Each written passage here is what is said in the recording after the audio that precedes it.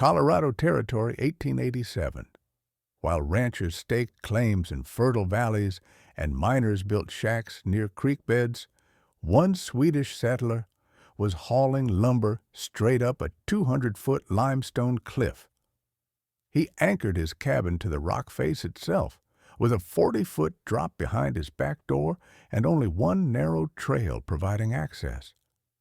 His neighbors called it a death trap. They called him reckless. A sensible man built where wagons could reach, where help could arrive, where level ground made construction simple, they said.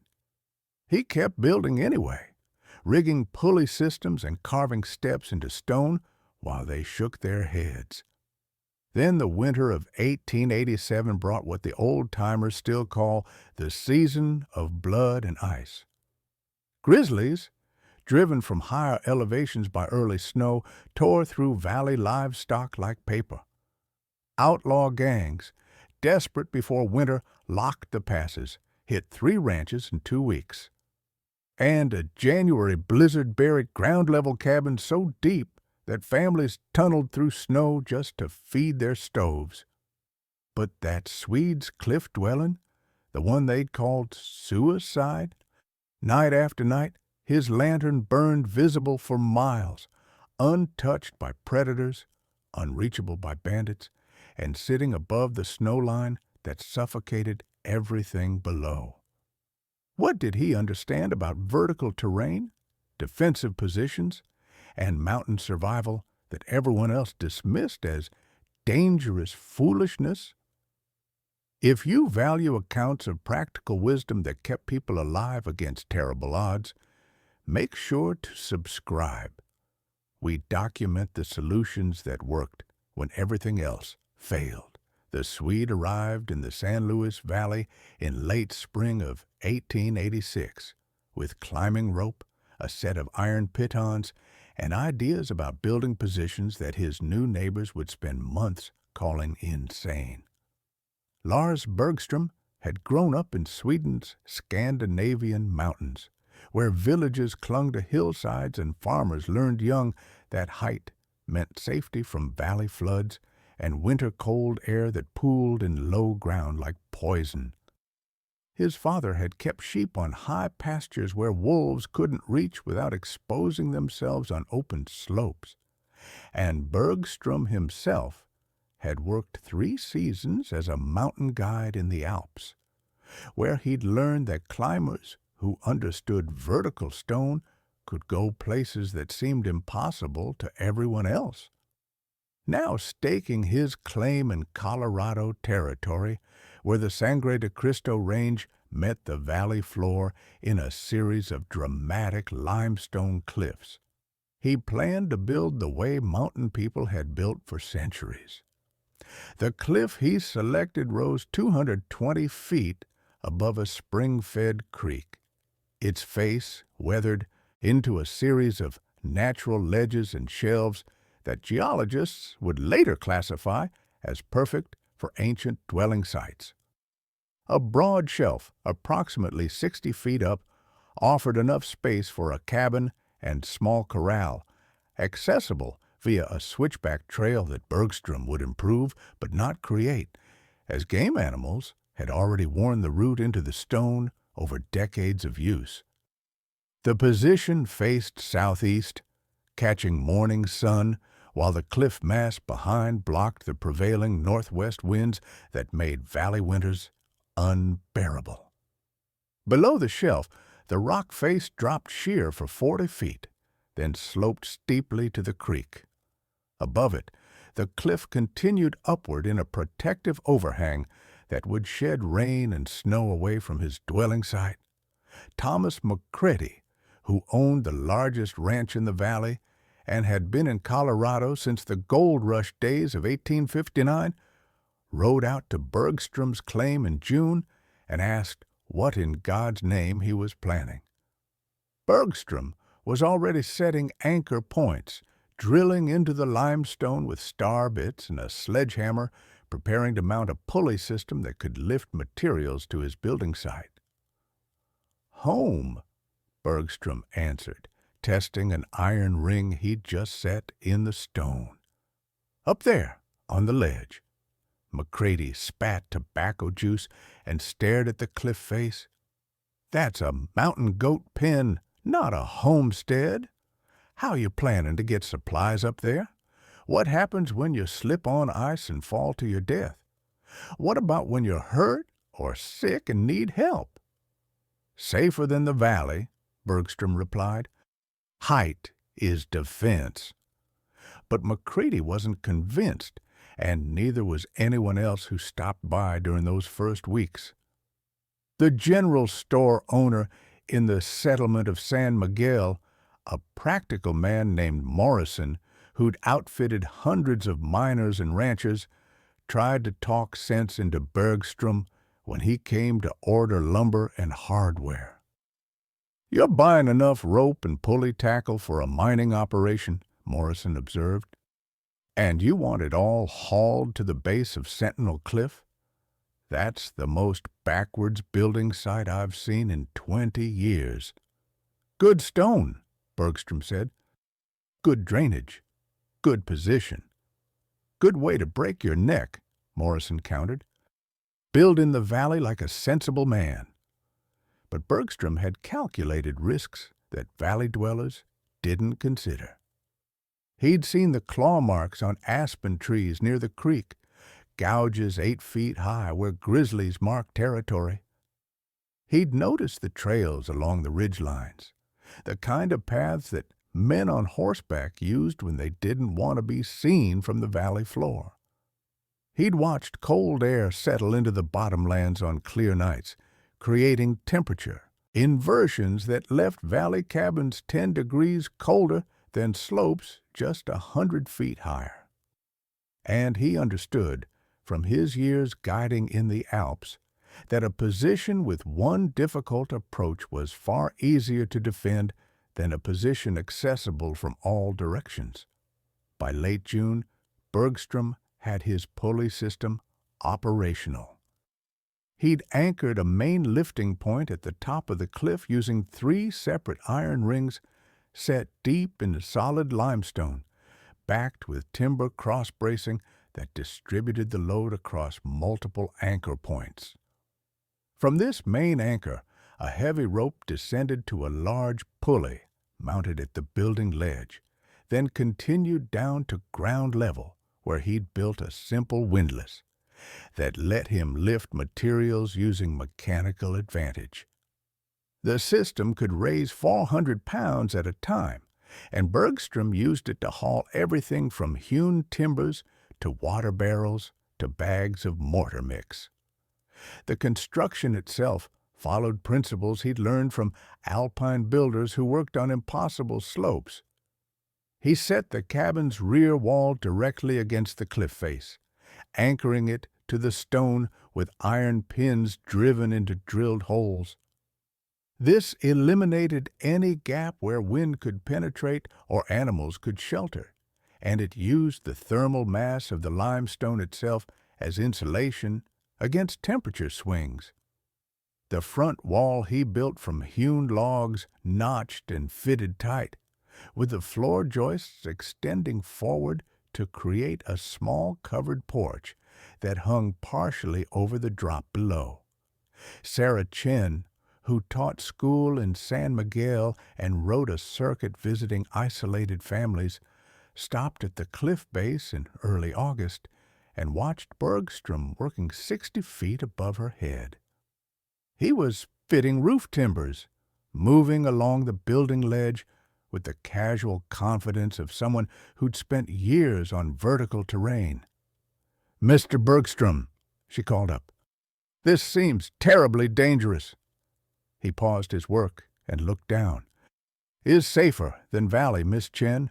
Wolves cannot climb, bandits cannot sneak, fire cannot spread uphill through grass, and winter wind breaks on the cliff, not on my walls." She considered his points, but remained skeptical. What about supplies? What about emergencies?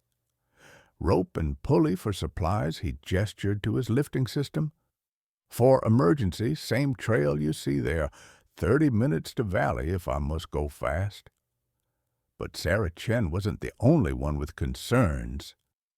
Throughout August and into September, as Bergstrom completed his cabin and began improving the access trail with carved steps and fixed rope handrails, visitors came to express their doubts. They called it wasteful because he'd invested in specialized equipment that served no purpose beyond reaching his impractical building site. They called it reckless because one misstep, one moment of inattention, one patch of ice could send him plummeting to his death. They called it isolated because no neighbor could casually stop by, and no help could quickly reach him if disaster struck. Marcus Webb, a rancher whose spread occupied the valley bottom directly below Bergstrom's cliff, made perhaps the most direct prediction during a September visit. "You'll last one winter up there," Webb stated flatly, watching Bergstrom descend the trail with a load of supplies. "First big snow will trap you, first injury will kill you because you can't get down for help. And if you survive all that, the loneliness will drive you back to civilization by spring." Bergstrom set down his pack and met Webb's eyes. "In my country, we say the mountain teaches patience to those who listen and kills those who argue with stone." I have listened. What Webb and the others failed to understand was that Bergstrom hadn't just built a cabin on a cliff. He'd created a complete mountain dwelling system based on centuries of vertical living knowledge. His water system used gravity, with a pipe running down to the creek where a simple ram pump pushed water uphill to a storage tank carved into a natural depression in the stone. His corral, built on a secondary ledge 20 feet below the cabin, kept his 2 mules and small herd of goats in a space that predators couldn't reach without climbing past his position. His storage cave, a natural cavity in the cliff behind his cabin, maintained constant cool temperatures that preserved food without ice, and his defensive advantages, which would soon prove critical, exceeded anything possible in a valley location. From his porch, he could see 12 miles down the valley and watch the main trail from San Miguel for hours before any rider reached his territory. The single access path to his ledge passed directly in front of his cabin door, making it impossible for anyone to approach unseen.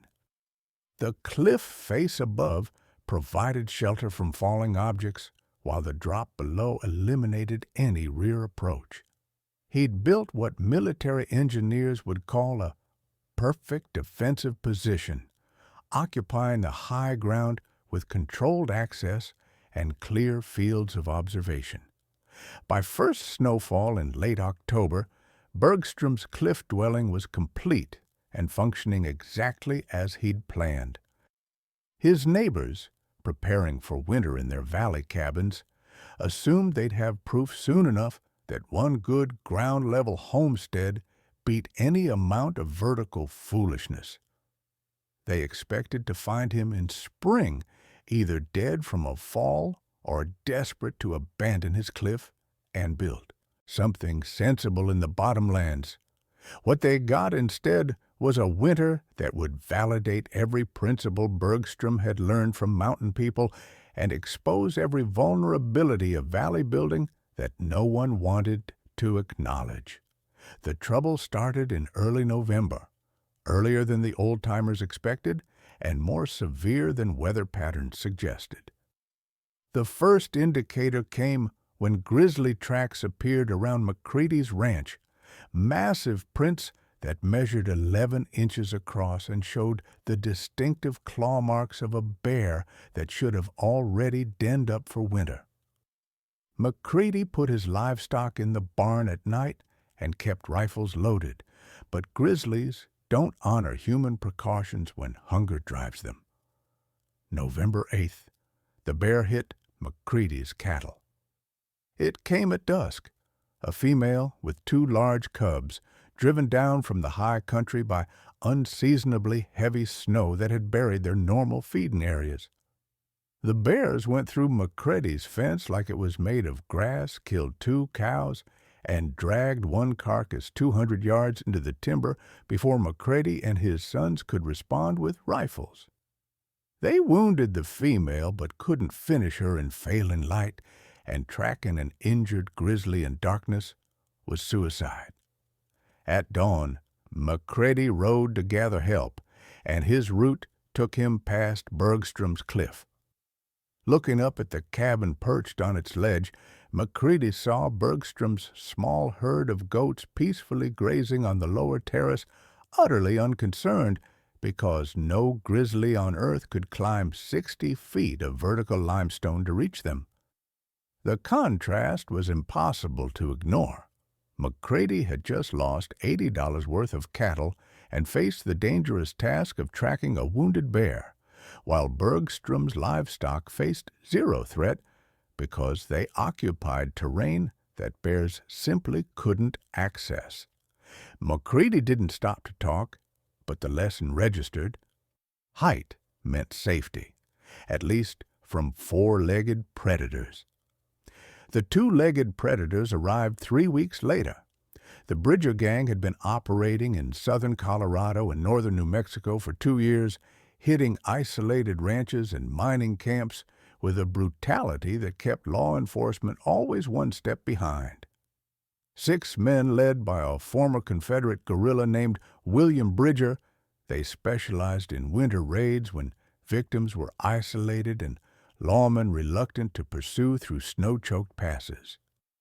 They'd hit 3 ranches in the wet mountain valley in late November, and they were riding north toward the San Luis Valley when the temperature dropped and storm clouds built over the Sangre de Cristos. Marcus Webb's ranch, with its visible prosperity and valley location accessible from multiple directions, made an obvious target. The gang arrived at sunset on December the 2nd, 6 armed men who surrounded the ranch buildings before Webb even knew they were there. They took his strongbox, his best horses, and would have taken more if Webb's wife hadn't fired a warning shot that suggested the family wouldn't surrender quietly. Bridger, a practical man despite his violent trade, decided not to waste time on a fortified house when easier pickings might exist nearby. "Anyone else close?" he demanded, his rifle pointed at Webb's face. Webb, trying desperately to think of a lie, hesitated just long enough that Bridger knew the answer was yes. "Talk, or I burn your barn with your horses inside." "Swede," Webb finally muttered. "Lives up on Sentinel Cliff, but you can't—" "Where?" Bridger interrupted. Webb pointed toward the cliff line visible against the darkening sky. "There, but he's on a ledge 60 feet up. You'll never—" Bridger was already moving, his gang mounting their newly stolen horses. They rode hard for the cliff, arriving at the base just as full darkness settled over the valley. They could see Bergstrom's lantern light up on the ledge, a warm glow that suggested comfort and supplies, and the kind of isolation that meant no witnesses. "Hello, the cabin!" Bridger shouted up. "We need shelter from the storm. Can you help?" Bergstrom appeared at the edge of his porch, lantern in hand, looking down at 6 mounted men at the base of his cliff. He took approximately 3 seconds to assess what he was seeing. Heavily armed riders arriving after dark, no pack animals, nervous horses, and the kind of hard faces that told their own story. "No room," Bergstrom called down. "Settlement is 10 miles east. Good trail." "We're not asking, Swede," Bridger said, his voice carrying a new edge. "You're going to lower a rope and haul us up, or we're going to wait here until you come down, and then we'll take what we want anyway." Bergstrom set his lantern down and disappeared into his cabin. The outlaws waited, expecting compliance or perhaps a rope ladder. What they got instead was the sound of a bar dropping across Bergstrom's door, followed by complete silence. For the next hour, Bridger and his men tried every method they could devise to reach the ledge. They attempted climbing the trail, but Bergstrom had pulled up the removable sections of his rope handrails, leaving only bare rock too smooth to climb without equipment. They tried shooting at the cabin, but their bullets either fell short or sparked harmlessly off the limestone overhang.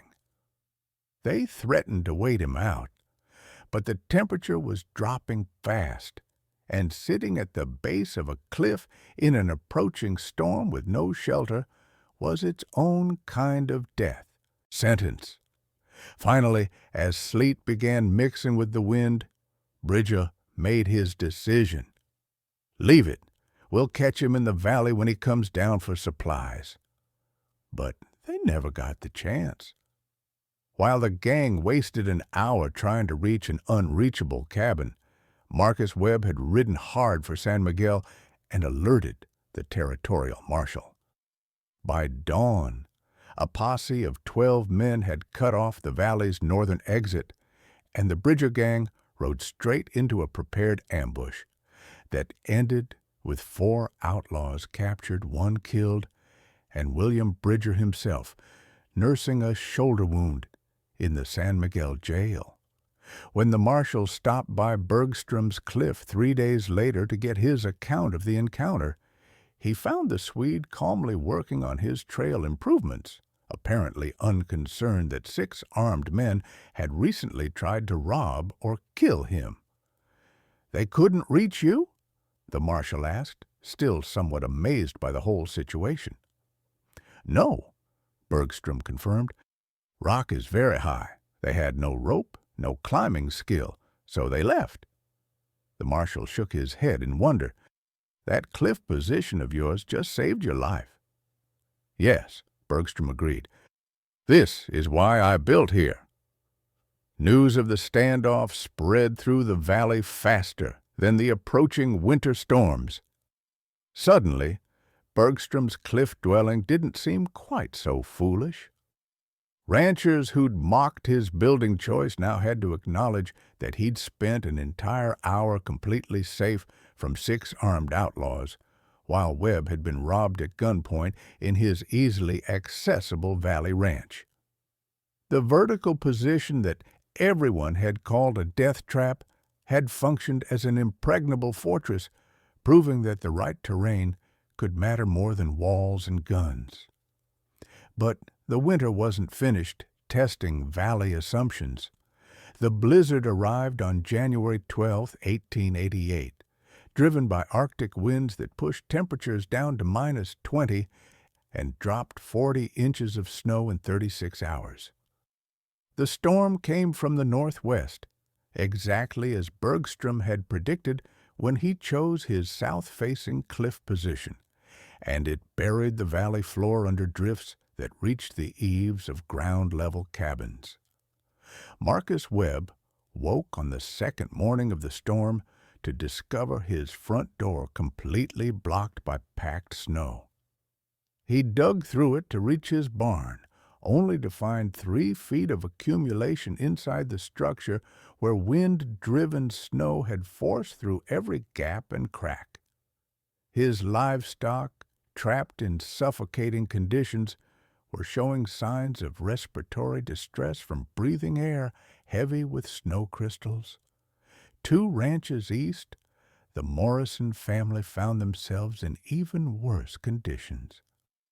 Their cabin sat in a slight depression that created a natural drift zone, and by the 3rd day of the storm, they were completely buried under snow that covered their roof and blocked all their windows. They were burning furniture just to maintain enough heat to prevent freezing, and their youngest daughter, only 4 years old, had developed a dangerous cough from breathing the smoke-heavy air in their snow-entombed cabin. Sarah Chin, the school teacher, had been staying with the Morrison family when the storm hit, and by the fourth day she recognized that the little girl needed help beyond what they could provide in a buried cabin. She needed clean air, warmth without smoke, and possibly medical attention that would require reaching San Miguel. But San Miguel was 8 miles away, and the world outside the Morrisons' cabin was a white hell of wind and snow that made travel impossible, except for one location that hadn't been buried. On the fourth afternoon, when the wind finally began to ease, Morrison managed to dig a tunnel to the surface and emerged into a landscape he barely recognized. The valley had transformed into an undulating sea of white, with only the tops of fence posts visible to mark where his property lines had been. But when he looked toward Sentinel Cliff, he saw something that made him question his own sanity. Bergstrom's cabin sat clearly visible on its ledge, completely snow-free, with smoke rising from his chimney as though nothing unusual had occurred. The cliff face and the terrain leading up to his position showed only light snow coverage because the prevailing winds had blown most of the accumulation past his location entirely, depositing it in the valley below, where all the sensible people had built their homes. Morrison didn't hesitate. He gathered his family, including Sarah Chin and the sick child, and began the desperate trek toward Bergstrom's cliff. The journey took them 3 hours to cover less than a mile, but the trail leading up to Bergstrom's ledge, carved into south-facing stone, had remained relatively clear of snow and was actually easier to climb than trying to wade through the valley drifts. Bergstrom, watching from his porch, saw them coming long before they arrived. By the time the exhausted family reached his cabin, he had hot soup ready, his heating stove burning steady, and sleeping space cleared in his main room and storage cave. The Morrison girl recovered within 18 hours of reaching air. She could breathe cleanly. Sarah Chin documented interior temperatures at Bergstrom's cabin that remained steady at 48 degrees despite the continuing cold outside, maintained with half the fuel that valley cabins were burning to achieve worse results.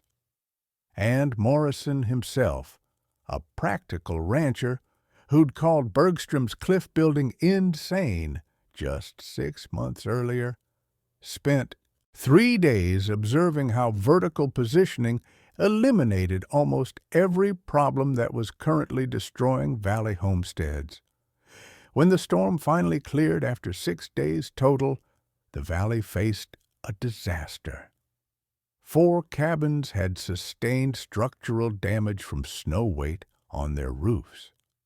Livestock losses exceeded 30% at ground-level ranches where animals had suffocated in buried barns or frozen in corrals where snow had packed too deep for them to reach feed. And 2 elderly settlers had died, unable to maintain heat in cabins that wind and snow had infiltrated through every crack and gap.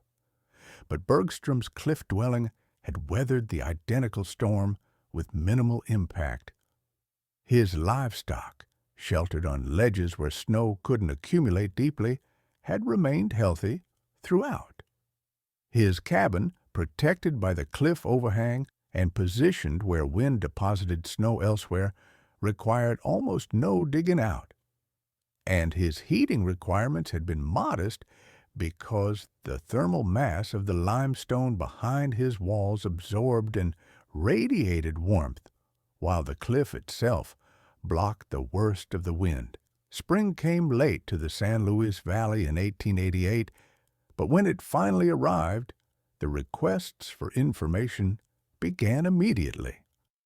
McCready was the first to visit, appearing at the base of Bergstrom's cliff in late March with a notebook and questions about defensive positioning and predator protection. He was planning to move his valuable breeding stock to a new location and wanted to understand how vertical terrain could be incorporated into ranch security. Bergstrom provided information without judgment. "The cliff does not need to be this high," he explained, gesturing at his 60-foot position. "Even 20 feet is too high for grizzly, too high for easy bandit approach. The key is choosing rock that is vertical or overhanging, with controlled access paths that you improve and maintain." Sarah Chen made the second detailed inquiry, this time for inclusion in her reports to the Territorial Education Office. She had documented the thermal performance and storm resistance through multiple weather events and wanted to preserve the principles for other frontier families who might face similar challenges in mountain terrain. Bergstrom walked her through his complete system, the importance of south-facing positions that captured solar gain while avoiding prevailing storm winds, the use of natural cliff overhangs for weather protection, the advantages of elevation for observation and defense, and the methods for creating reliable access that could be secured when necessary. By summer, 3 of the valley's 12 ranching families had begun modifying their homesteads to incorporate vertical terrain into their security. Planning! The Webbs moved their horse herd to a box canyon with cliff walls that prevented escape or easy theft.